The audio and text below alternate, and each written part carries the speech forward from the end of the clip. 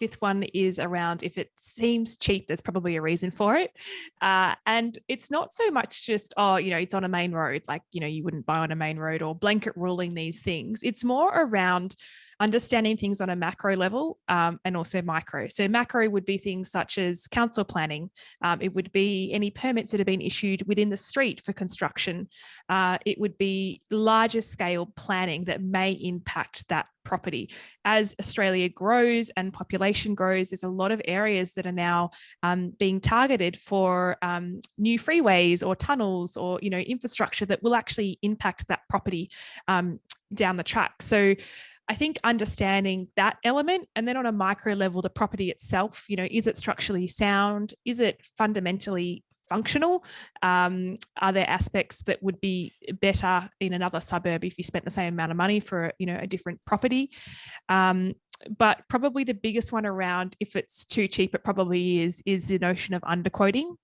Now, I know every state has different laws and rules around how they stipulate the indicative price of a property, but certainly in Victoria, the quote ranges are very transparent.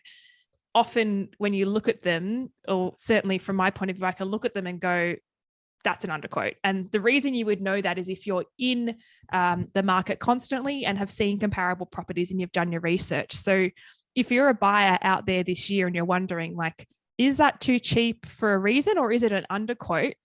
I would first and foremost do your research on comparable sales in the area that have sold in the last 3 months to see if the numbers stack up on a land, accommodation, and location perspective. If it looks like it's drastically cheaper than everything else, then I would go into investigating a little bit more as to why that might be the case, and just be frank with the agent. Why is it quoted this way? I saw property XYZ sold 3 weeks ago, 200,000 more than this, and it's a similar property. Why is that? Don't necessarily trust everything they say, but certainly query them if you've got evidence to suggest that it is lightly quoted. I can see the benefit of doing that research and asking those questions, because if you keep looking at the quote and then the properties keep selling for much more than the quote, I feel like that would be really disheartening to see throughout your property buying journey. Yeah, a very common one, the feeling of being disheartened through the process.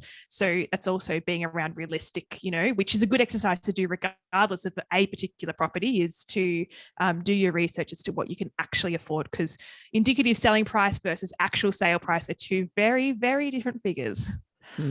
So on your real estate app, would you just go through like recent sales rather than things for sale?